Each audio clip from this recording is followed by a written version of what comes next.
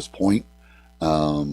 So, I think it probably was a mutual thing. As they said in the statement, they're going to work with him on the next steps or whatever of his career. Whatever. But, I think it was probably a mutual thing. And like, there's no reason for you to be here. And for him, I'm fine to see if there's something else out there for me. Here was the statement. We are parting ways with Chris. He will no longer be with the team.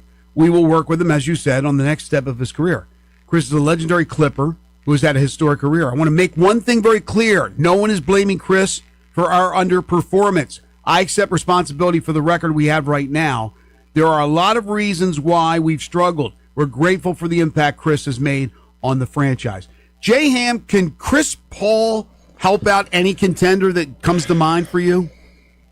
Or do you think it might be done? I think it may be done. He could help, but I don't think they need him. It's like I think the contenders are pretty much set and they're cool with it. Not saying that he couldn't help from a bench standpoint, kind of like what I see Kyle Lowry doing, going back to Toronto, or not Toronto, but Philadelphia now. Right, rolling with Nick Nurse. And I kind of thought about it. I was like, when Kyle's done, he's probably going to be on Nick Nurse's bench. And I'm thinking that's probably going to happen with Chris at some point. I thought it probably would have happened with Tyronn Lue, but they may be moving on from Tyronn Lue too. I think they're going to blow that whole thing up. Every career comes to an end. Sometimes it comes to a screeching halt. I would hate to see that this is it for Chris because he wanted to play out the season. Right. So we'll see if he gets an opportunity. But again, the Grizzlies have some winnable games coming up. We still haven't heard anything yet on the progress of Ja Morant. Again, that was expected this week. I'm almost positive Tomas Isolo said last week that he'll be reevaluated. We'll get an update this week sometime. So still plenty of time left in the week. But again, the Grizzlies fall last night to end their 3-game winning streak. Well, we're also the Kobe Buffkin 10 days. I'm not sure exactly when that's up, but that's going to be up here very soon. Mm-hmm. And so we'll get an indicator based on whether they sign either him or somebody else to another 10-day contract using the medical hardship, which would mean that Ja is going to be out at least 2 more weeks. If not, then you would have to believe that Ja will be back within that 2-week window. We hardly knew you, Buffkin. Hasn't played 1 second, but yes, that's the indicator. That's the indicator we got when Zach Edey, they had, who did they bring in, the big? Bassey. Yeah, Bassey, and then they didn't sign him again for another 10 days, so you knew Edey was coming back. College basketball. Wow.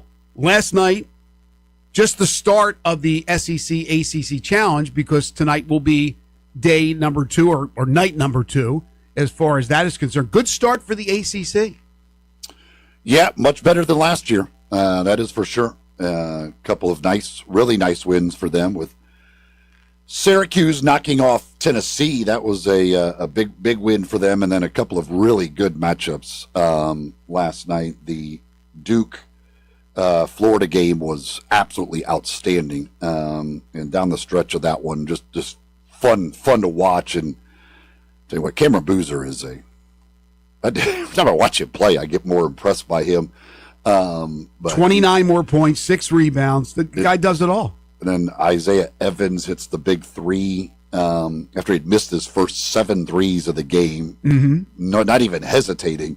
Hits the 3 to give them the lead after Boogie Fland had just hit a huge 3 for Florida to put them on top. And then Fland has a turnover as he dribbles the ball off his foot in basically their final possession. So that was a great game. Ole Miss suffers another loss, 3 straight losses for them now as Miami comes into Oxford and beats them. Miami had lost 16 straight road games going back to last year. Miami has now matched last year's win total. They are 7-2. They won all of 7 games last year. So Jay Lucas has come in.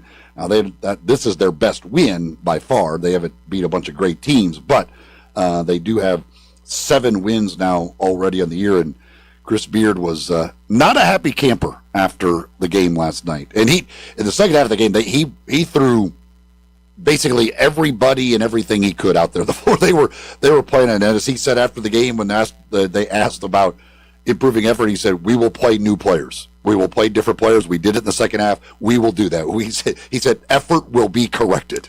As you mentioned, 3 straight losses. They're now 5-3, and For Memphis, And they're at St. John's on Saturday, so Yeah. it ain't getting easier. and for Memphis, even though they battled Ole Miss and was on the road at the Pavilion, with each passing Ole Miss loss, that doesn't help you. It doesn't help you in the scheme of things when the teams that you played, especially the teams you lost to, start to lose games. Again, I still think Ole Miss is a good basketball team, but they got to figure it out. How about Tennessee last night? Tennessee falls to Syracuse, 62-60. Some late free throws did it for the Orange. Yeah, like I said, that's a huge win for Syracuse. Tennessee struggled shooting the basketball a little bit. Jalen Carey was really good, but for the most part, both teams struggled shooting the ball in that. And it was not a pretty game. Well, it's kind of what we get a lot of times with Tennessee. But now they've got back-to-back losses, and their next two games are Illinois and Louisville.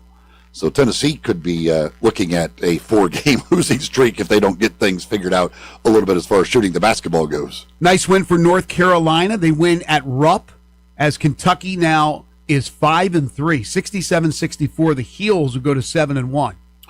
Yeah, that's Caleb Wilson. They've got their outstanding freshman in Caleb Wilson, who continues to play extremely well. He's kind of one of the forgotten guys. Everybody talks about Boozer and DeBanza and Peterson if he starts whatever gets actually playing again. But Caleb Wilson's kind of one of the forgotten guys, but he's been absolutely outstanding for Carolina this year. Other finals in the ACC SEC Challenge: Virginia Tech over South Carolina in overtime, 86-83. Oklahoma knocked off Wake Forest, 86-68. It was Texas A&M over Pitt,